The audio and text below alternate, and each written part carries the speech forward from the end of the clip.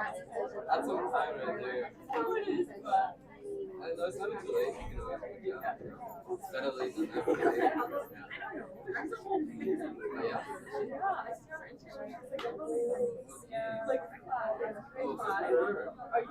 Yeah, I know she was in education last time I wrote her name. I didn't know she graduated. Eep. Listen, I always think about that. So one of my friends now that I went to high school with, some of them just graduated. Whatever it is. Some of them are teachers. Police officer, which is so crazy. It is like a hole in the wall. Like I can't imagine you being in the wall. Like I know you and you're in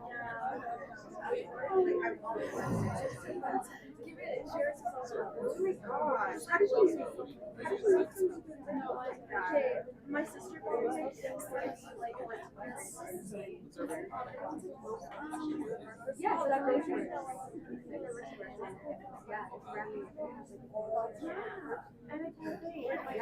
You gotta be right now. In the West End. I know, that's what the West End. Yes.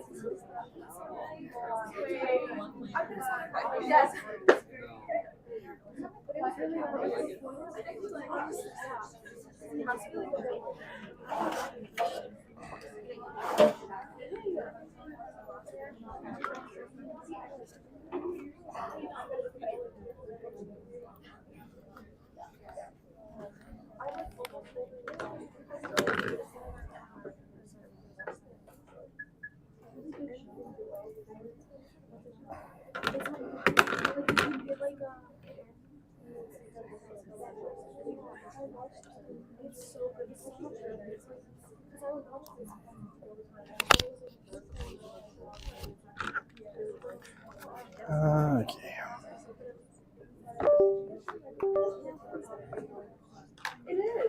Alrighty, let's get going here. If I can clip this onto my pocket. Okay. All right. Welcome. So you made it to week 2. 1 week down, 13 weeks to go, right? Doesn't sound so bad when you say it like that, right?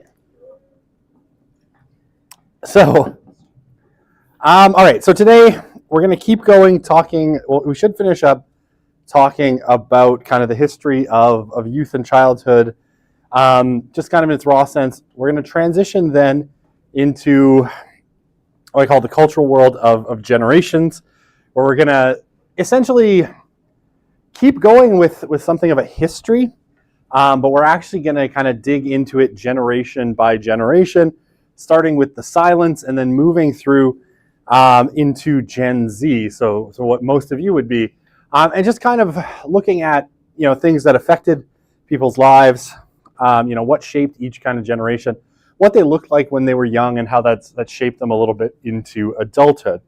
Okay, but before we do that, we had a couple of things to cover. What was that sound? Is everything exploding? Tori is like the worst now because there's just random construction sounds that happen. So no matter where I go and what office I'm in, like it sounds like something's breaking. So it's awesome. I love it.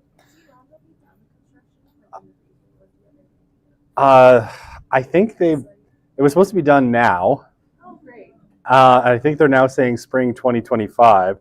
So I presume it will be done by spring of 2035, right?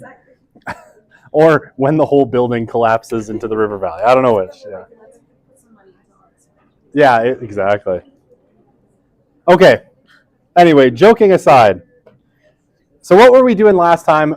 We kind of ended off with these last few slides, which was to look at some of the ideas that Postman thinks have been particularly influential in shaping our kind of concepts of youth. So we covered Locke, right? And Locke's idea of the tabula rasa, the idea of children as a blank slate, Rousseau's idea of children as sort of a good whose natural kind of qualities need to be cultivated.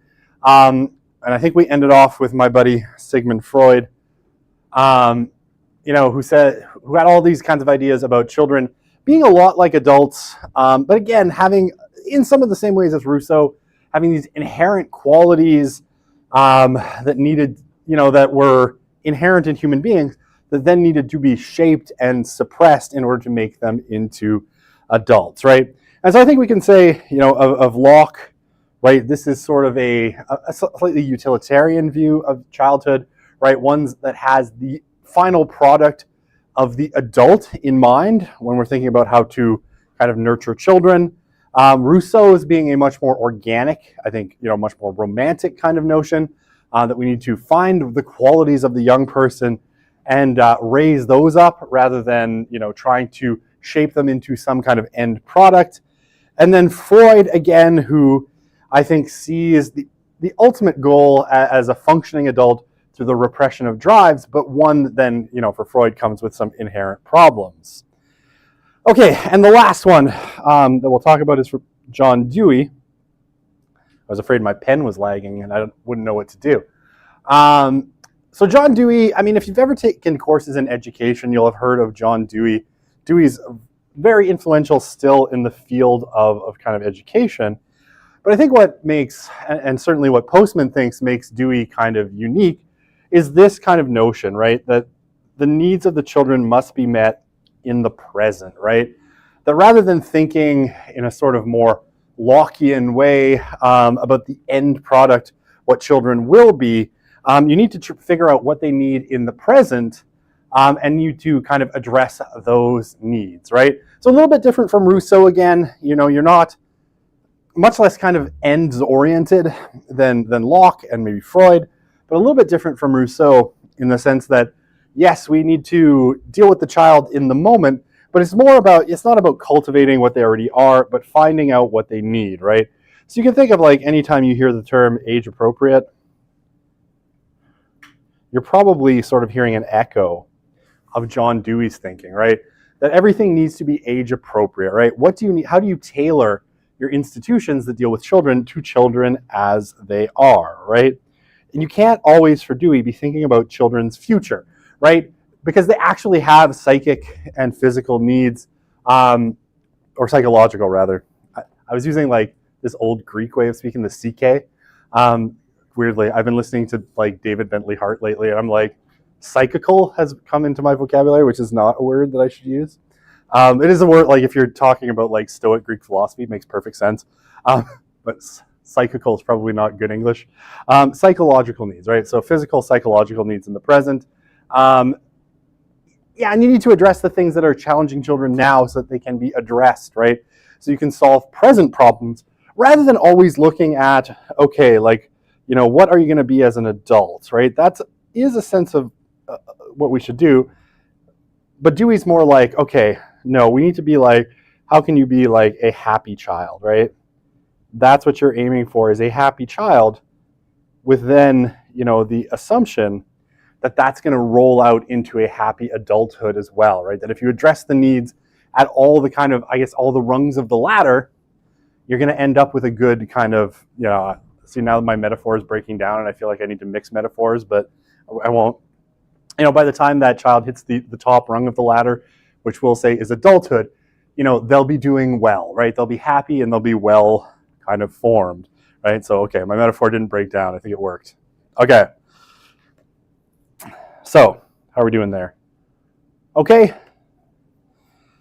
Okay. So, Postman, I think, his history in a sense kind of stops for this part of the book. Like he'll jump in the second part of the book, which we likely won't look at in the course, and if we do, it'll only be brief. It kind of ends off around the beginning of the 19th century. And a lot of stuff ends up happening after this point that he doesn't talk about, because he's going to jump straight into the 20th century. But I think there are things that are really, really important that we should talk about as well. And you'll find it, sorry, I realized I hadn't hit the publish button on the next reading. It was sitting there on a canvas, and I need to hit the little green check, or was a gray X, now it's a green check mark, but it's the next reading on the list, where they talk about some of the things that happen afterwards, right? As we move from this medieval notion to this modern notion of childhood. So roughly, excuse me, I threw my pen at my computer. That worked out well. From like 1800 kind of forward. And a ton happens here that gets us to where we are today, right? Okay, so what's happening in the 19th century is a lot of social change. You're dealing with, the transformation of society that comes from the Industrial Revolution, the need, increasingly for literate workers, which leads to kind of the slow but incremental growth of public education and more young people being educated, but also a absolute truckload of social problems. And a lot of social problems that involve young people. And again, you see this in the literature of the time. You have a lot of, youth crime amongst the lower classes. I'm running out of space to write on my slide. But so youth crime, I'm going to go over here now. And I'm going to, maybe green will be a little more visible, so I'll switch to green. Don't take this as an emphasis. Orphans become a big problem. Abandonment. That doesn't look any better, does it? Okay, let's try yellow. There we go. Orphans. Abandoned. All sorts of things happening for young people, and all sorts of problems. And increasingly what you get through this whole period, basically from 1800 forward, but especially after kind of, let's say like sorry. I was thinking of like 3 dates in my head at the same time, and so I was going to write them all. 1870 kind of forward, especially, you get increasing state intervention, right? Now, a lot of this has to do with more and more kind of focus on young people, seeing young people more and more as a social problem, as something that needs to be kind of fixed and solved, and new theories of youth that are coming into vogue academically, which are then trickling down into kind of popular discourse, public discourse, and all sorts of programs aimed at dealing with young people who are having problems. Okay, so Gillis. So he's a scholar that kind of looks at this period, and what he says, and a scholar of kind of youth and childhood. And one of the things that he suggests is that somewhere between 1870 and 1900, it dawns on people that there is something kind of unique about this kind of age, roughly, say 12 to about, 18, 19. Tabernacle. 18 or 19, right? Which we start to call adolescence. That's not a year, that'd just be 18 and 19. I'm going to put a comma there. Right, 18 and 19. So people kind of discover the notion of adolescence, right? Adolescence specifically as a distinct life stage. Now, it wasn't that people weren't aware that obviously when, boys and girls hit certain ages, certain physical development started, right? People hit puberty, secondary sexual characteristics changed, and there was, further differentiation in all sorts of kind of gendered aspects of people. People obviously have understood that since, time immemorial. What changed is a sort of recognition that this was a distinct phase of life, right? That adolescence is something different from childhood and adulthood. So you start to get this notion of youth. Now, so this word adolescence kind of comes out of this period. We're not exactly sure where the first usage is.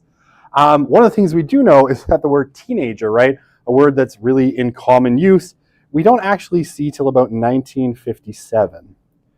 1957. I'm not writing dates well today. 1957, we see the first use of the word teenager, strangely enough, in an article in the New York Times, right? So in the New York Times, we see this first use of the word teenager ever. So these concepts that we use and probably think are pretty natural are actually relatively kind of new concepts. Okay, now, I'm going to clear this off so I can write some more. Aren't I nice? Okay, so things out of this slide. I got through point 1.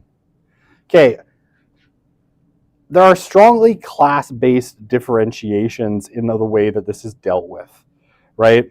But as it starts to be seen as an increasing problem, you start to get different ways of dealing with it for classes, right? So if we look at the English upper class, right, and middle class, and again, a lot of this emerges kind of early in England and then trickles out from England into the Americas and then into the rest of the world.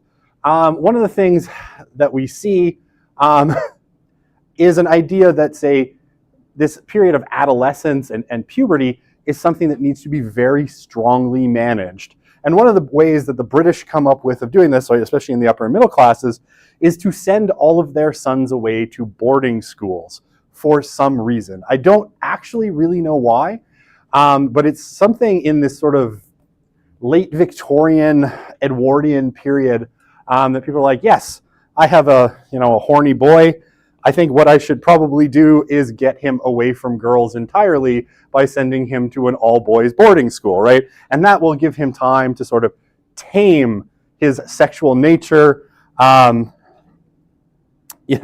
get himself together, and he's going to be disciplined by a headmaster of a school who's going to, they've got to take them for long runs in cold British rains, and that's going to make, this problem of emergent male sexuality better. I mean, what you actually get at a lot of these schools is sort of like in the absence of females, boys start having sex with each other. It's like, well, there are no girls here, so I guess, you'll do. And so it's an interesting sort of way, and obviously doesn't work that as intended, I think. But this idea of, puberty and managing sexuality as people emerge into it, is a time-honored kind of British way of doing things, right? So they're sent off to boarding schools, and you get kind of various mileage for that. Some of these schools still exist, right? Very famously, like the British royal family, not Charles, not the current king, but his sons went to Eton, which is one of them. And then Charles himself had been sent off to a boarding school somewhere in northern England, which was apparently very cruel. And if you watch The Crown, you can kind of see, it wasn't maybe the nicest way of growing up. But this is something that lasts well into the 20th century, right? Well into the middle part of the 20th century for a lot of middle and upper class British boys.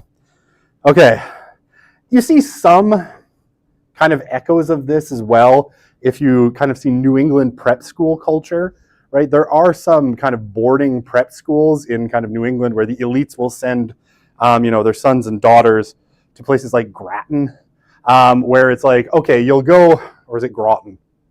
I don't know. Does anyone know the names of like New England prep schools offhand? No? Okay, never mind. I think it might be Groton. Anyway, there are these schools, and these are supposed to be the kind of direct pathways for the elite to get their kids into, some of the Ivy League schools like Harvard and Yale. Maybe Princeton if you're really stupid. I don't know. Right? I mean, God's sakes, I could end up at Brown. Anyway, I'm not bitter or anything, just because I got rejected for a postdoc at Brown. That's neither here nor there. Stupid Brown. Didn't want to live in Providence anyway. Okay. I've heard it's terrible and no one should ever go there. Not a lovely place at all. Anyway, so you get this in the middle class. Middle class girls, again, slightly different. Raised, mostly kind of educated a lot at home by governesses and other kind of tutors. Again, well into the 20th century. It's a slightly different culture. You want to send your boys away, but keep your daughters close, apparently. Okay. In this same kind of period, right, the 19th century, obviously different things are going on. And yes, that's Leonardo DiCaprio. It's a picture from the Gangs of New York. I couldn't think of another movie or another picture to go in, so I went with Gangs of New York. Scorsese, not his best work. Okay. In the 19th century, with a lot of kind of lower class young people, right, working class and poor young people, there's a very different sort of scenario that happens. And like I said, there's a lot of, parents working in very harsh conditions, struggling to make ends meet, a lot of parents dying of preventable diseases, mothers dying in childbirth, fathers dying in industrial accidents, or, what we would call today deaths of despair, principally alcoholism, but suicide and drug use as well. So you have, a bunch of social problems that come from this, right? So you have a lot of orphans. I know I wrote it on the other slide, but I'm going to write it again. And young people who are abandoned. And then just a lot of young people with, let's say no prospects. Because they're coming, from impoverished classes, and they don't have a lot of economic opportunities. So one of the things that happens is, everywhere from organized crime to like low-level delinquency among young people. So what you get, right? They don't have good prospects for jobs. There are these ethnic groups, particularly Italians in the US, Italians and Irish in the UK as well, that have very poor prospects, and they're not, kind of fully integrated into society. So they kind of turn to crime, and their kids don't have a lot to do. While mom and dad are off at the factory, or mom is raising children and sewing clothing in the apartment, or taking in washing or whatever, they don't have a lot to do during the day. Public schooling isn't quite there yet. So they're running around the streets, playing games and getting otherwise into trouble, right? Put a bunch of kids out on the street, give them nothing to do. Eventually they're going to commit some crimes and steal things and generally get up to no good. So this starts to be construed as a major social problem in and of itself. What do you do with all of these children, many of whom the kind of, social betters, right, the middle and upper class kind of white Anglo-Saxon Protestants are like, oh, these children are not being given what our children are being given. We need to do something. And this comes to be known as the child-saving movement.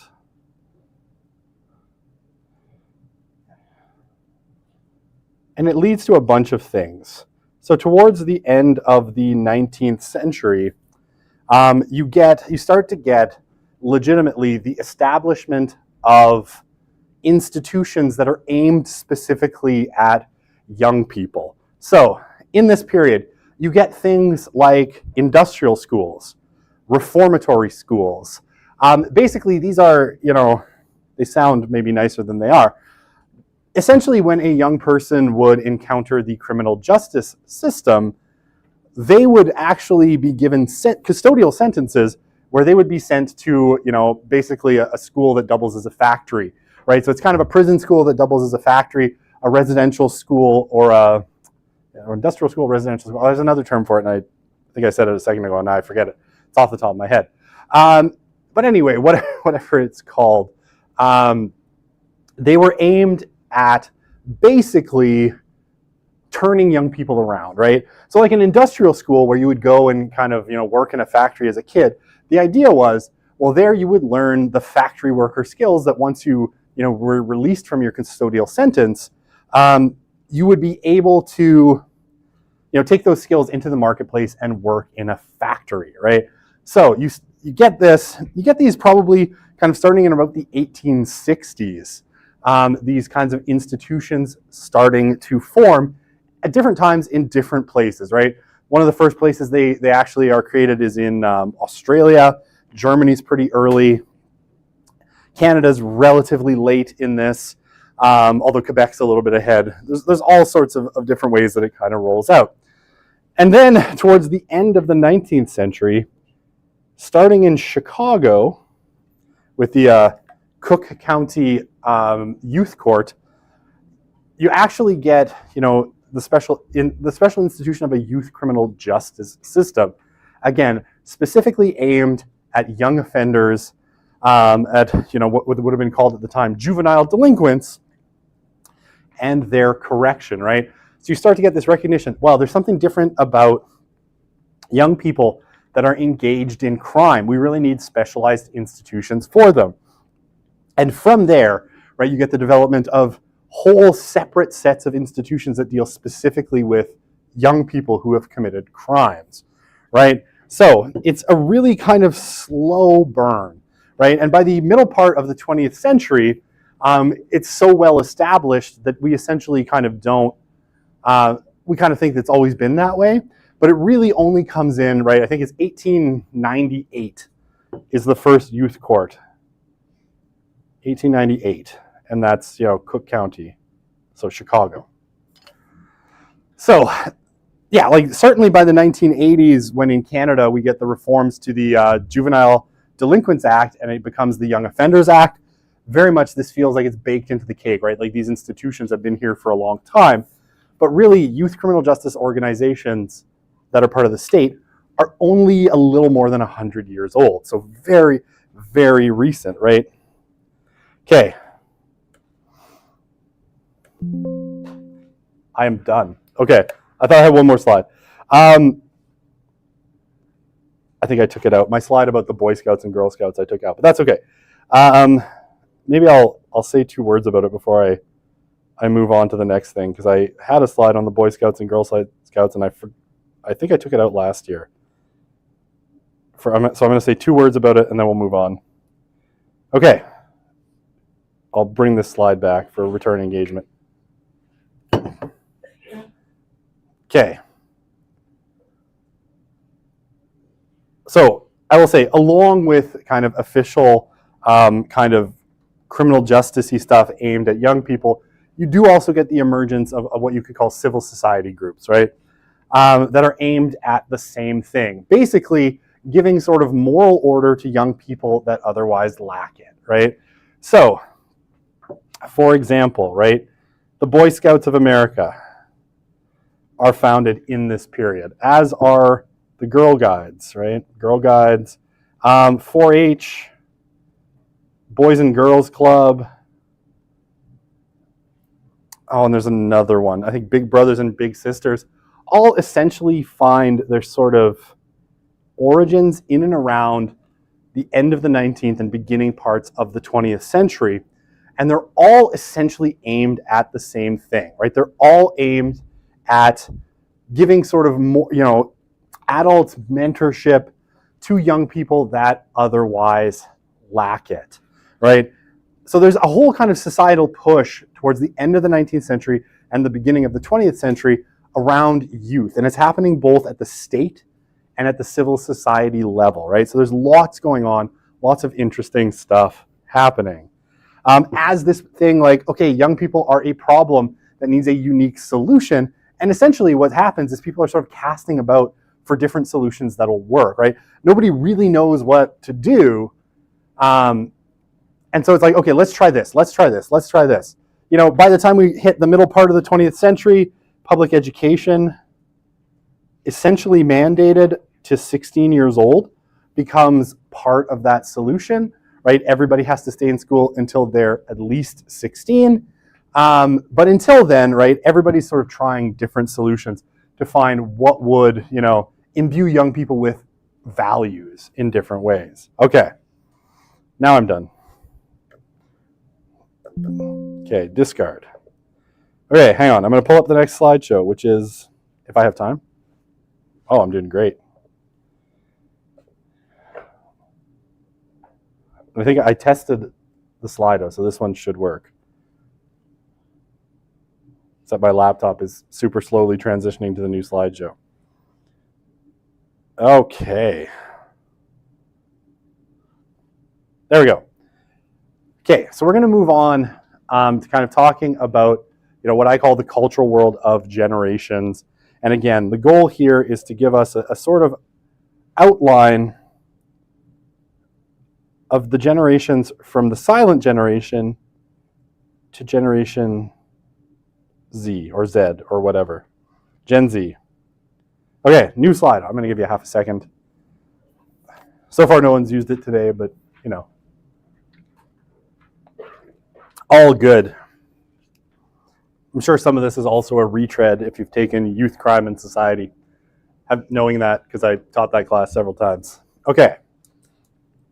The mic is off.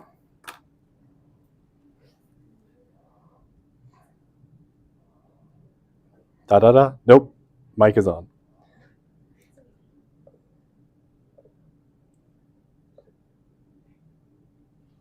Okay. Is this mic off? It's just bad. Actually, it's not picking my voice up terribly well unless I hold it right up to my mouth. I will write IST a letter and ask for a better mic. That's probably it. Because, yeah, right here, it does nothing. Here, hello. Okay.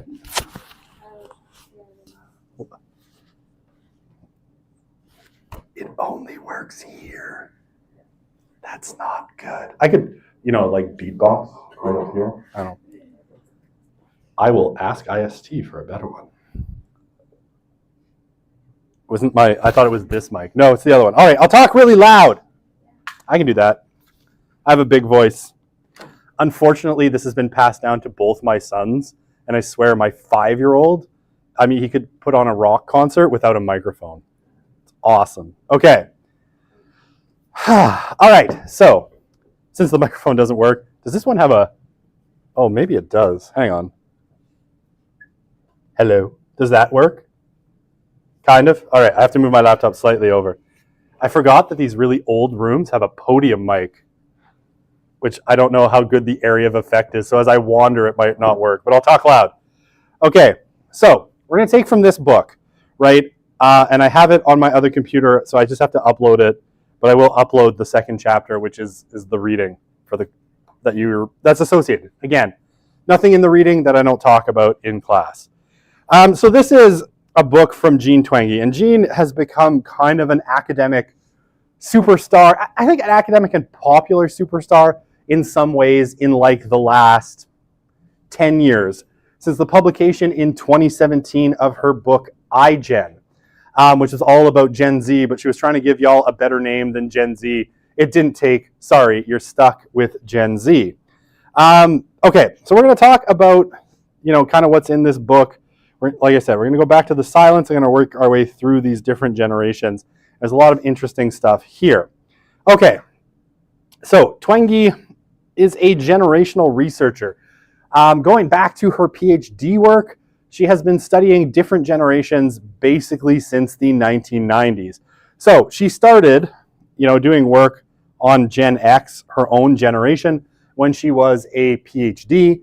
But once she kind of got hired in, at San Diego State University, she wrote a couple of books on millennials, which I will say very rudely titled The Narcissist Generation and Generation Me.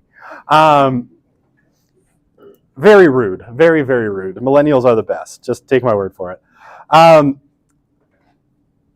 Again, you can kind of guess what the thesis of the book is, but we'll cover millennials in a little bit. And then her most recent book before this one, iGen, like I said, 2017, very much focused on Gen Z as kind of the first of you were coming into adulthood. I'm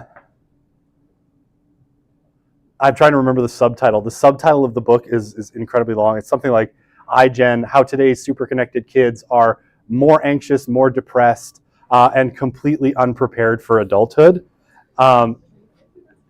Asterisk, and why that matters for the rest of us, because apparently they had no editor for the title of the book.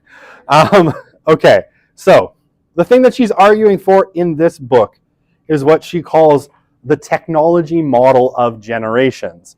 And I mean, if you knew me well, like this, because it fits into sort of my general ethos of being in a room where I hear nothing but a truck backing up. No, where I'm interested in questions around technology and its effect on people. Again, going back to Postman, right, and Postman's theory that the printing press created modern childhood, I think there's a kind of continuity. Is there any room in this campus where it could just be quiet?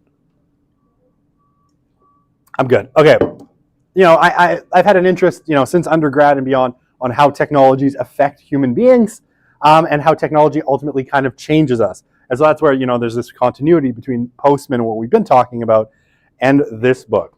Okay, so what she suggests is that every generation is essentially shaped by whatever technologies were present and kind of dominant in their formative years, right? So roughly until they are, kind of through their 20s, right? Teens and early 20s. And yeah, it affects a lot of areas of life, including family, education, work, leisure, religion, politics, and mental health. And, it's really the mental health piece that she talks about, Gen Z. And new technologies create generation gaps and conflicts. And I will tell you, I was having a generation gap and conflict just yesterday with my son, who's 12, and I love him, but all he wants to do is play Fortnite all the time.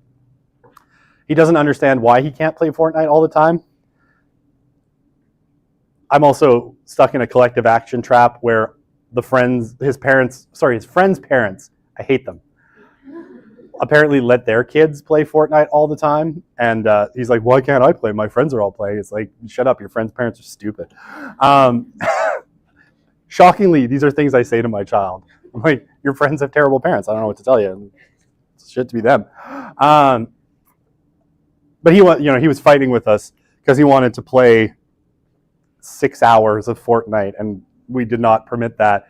And it ended in yelling, screaming, and like, you don't get my generation. I'm like, no. But Fortnite's stupid, right? So there you go. I'm sorry if you love Fortnite, by the way. I've played it with my son, and I've come to the conclusion that it is actually just a playable ad. Like, it's literally just a playable commercial. And the more I realize that, the more I hate it. And I'm like, because recently they had this OG season where you had Eminem as a character, and my son had never heard about Eminem and shouldn't care about Eminem because Eminem's in like his 60s or something ridiculous. And suddenly he's like, I want to listen to Rap God. And I'm like, oh, fuck a duck. Like, I see what this is. This is a playable ad, and the other one was Juice WRLD. And I'm like, I see what's happened here. This is a playable ad. Anyway. Yes, there was also Snoop Dogg. But, they weren't pushing gin and juice, which I was a little disappointed with. It was like more contemporary Snoop Dogg, not early Snoop Dogg when he was tough and edgy, because he's a Gen Xer. Okay, so these new technologies create conflicts between generations.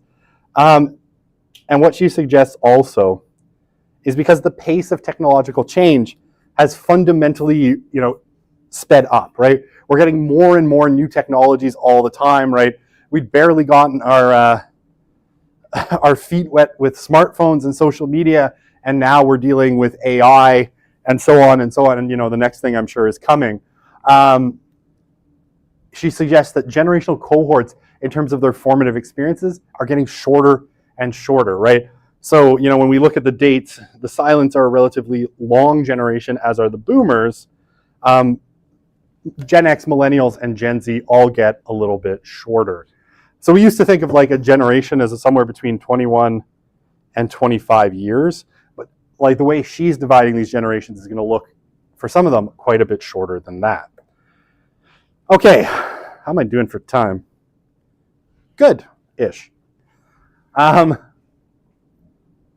Right. So,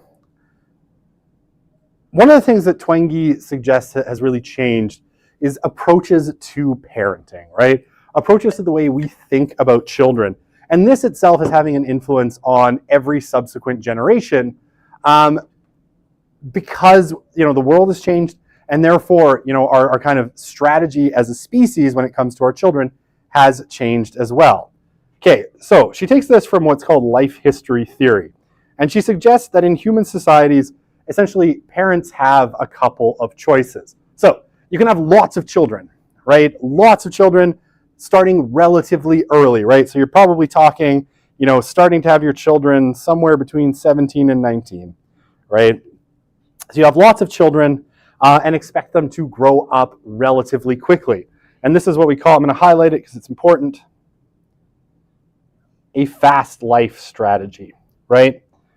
So this has been the model that human beings mostly use when it comes to having children, essentially since the dawn of time until very recently. Why? Well, it's most common in societies where you see a couple of things. Risk of death is higher for adults and babies, right? Until relatively recently, it was something like, a third to half of children died before their 5th birthday, typically of preventable diseases, right? Because children's immune systems really suck. If you have young cousins or younger brothers and sisters, and they're kind of below the age of 5, you'll recognize this because they're always sick, and then they get you sick, and it affects them a little, and it feels like it's going to kill you. That's kind of how it goes, right? But a lot of these preventable diseases, things like diphtheria, scarlet fever, now that are pretty easy to treat, or even the flu, right, that are pretty easy to treat with some basic medication, used to kill a lot of people. So in the past, right, lots of children died, and a lot of times parents died, especially mothers, in childbirth. Childbirth was very dangerous. So you had more children earlier, basically in the hopes that some of them would make it to being self-sustaining before one or both parents had passed away, right?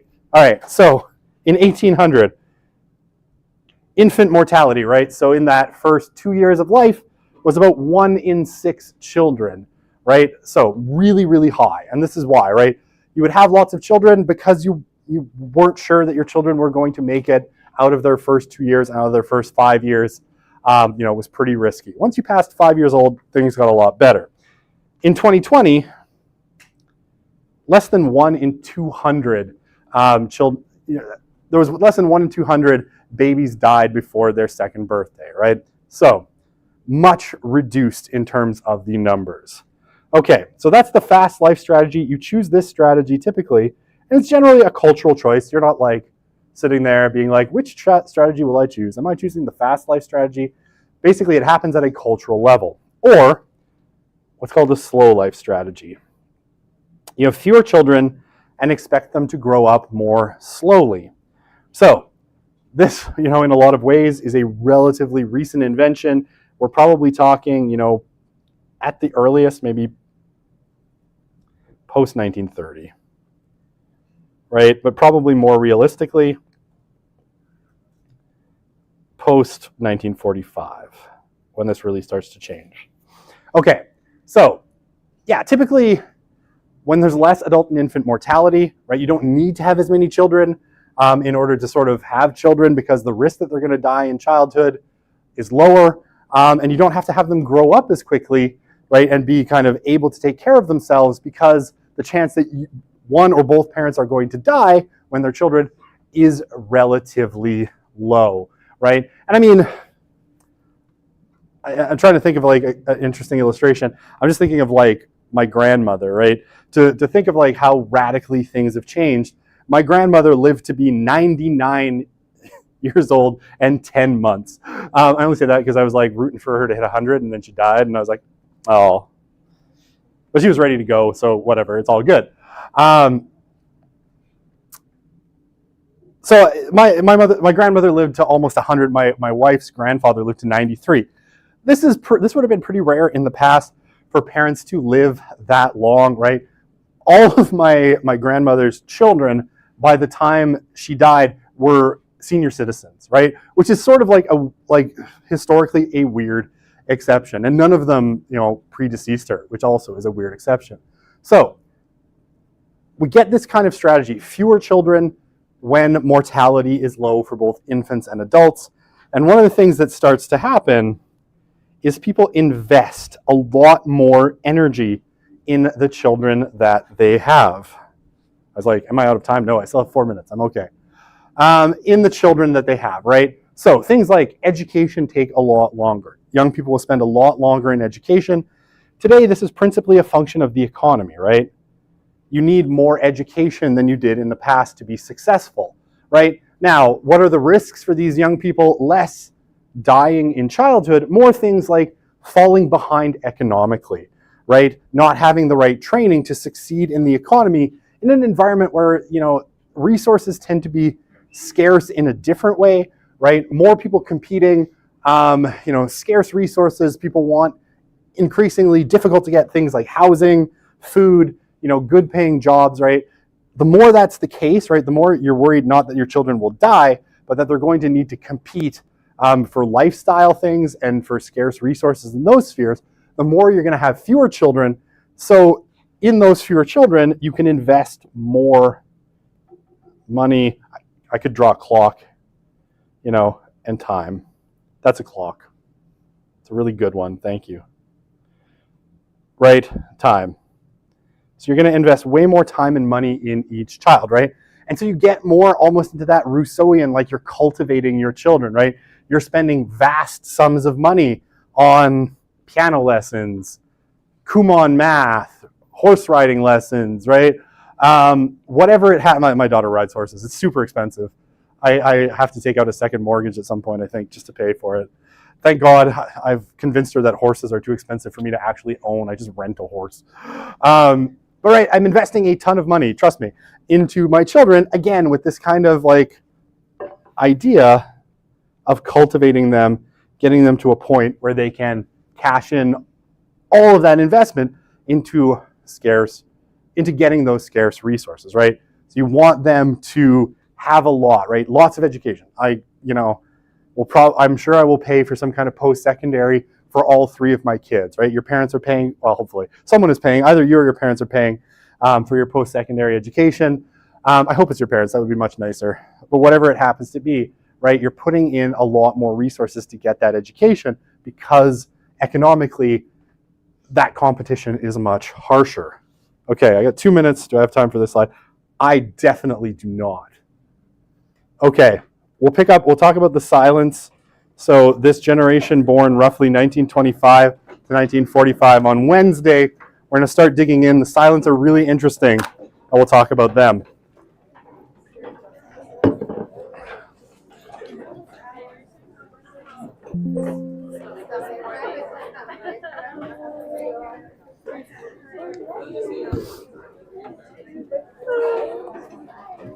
Okay.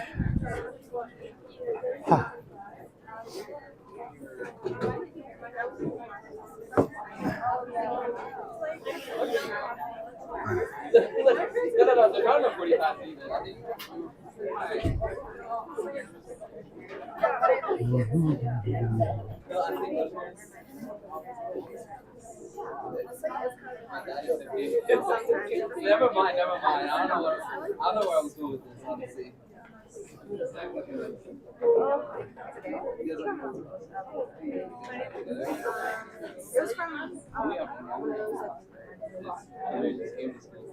Oh, I love those. In the summer, that wasn't a lot, yeah. Yes, I did. Doing it. Outside, they work with like people on the wall. So, and it's like, I used to have it on, but Manchester Square. They would like rent out that area.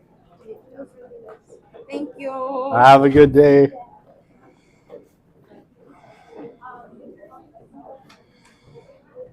Alrighty.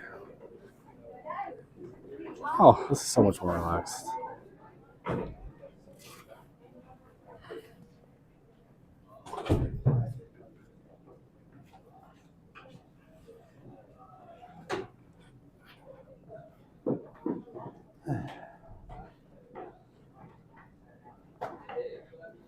Alright.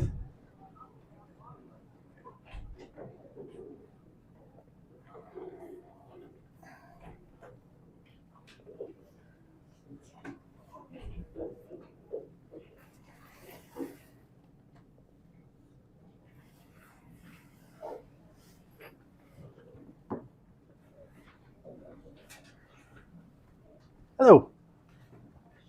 Yes.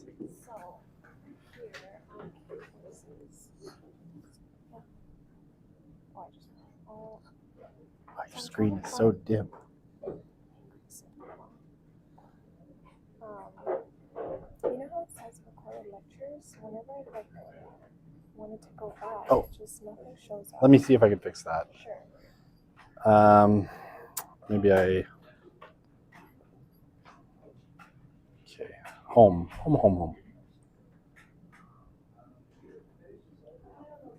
Home, not announcements. Home. The internet in this room is painfully slow.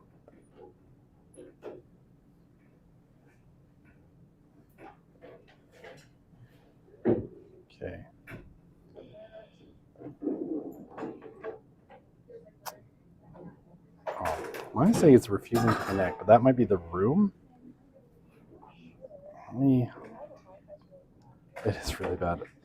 Sometimes, let me. Okay, I'm going to click this load in new tab. I'll try it now, and it might work. The recording from last Wednesday didn't work because my microphone wasn't working, but I have to find. Okay, now if you click there. There you go. All right. No worries. Thanks for letting me know about that.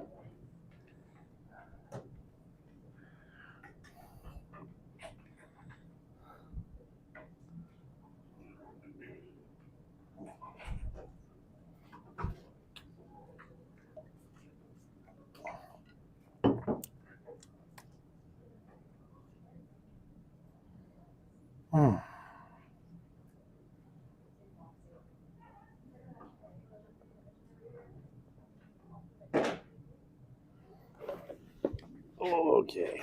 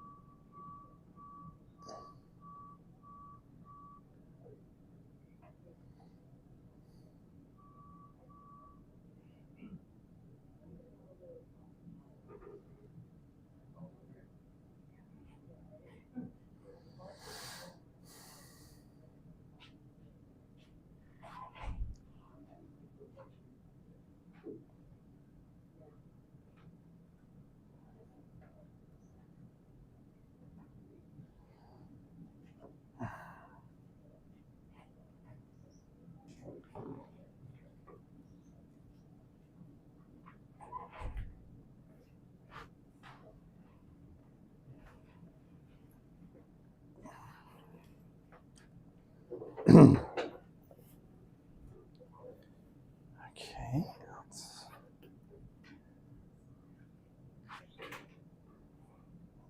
That's actually the wrong.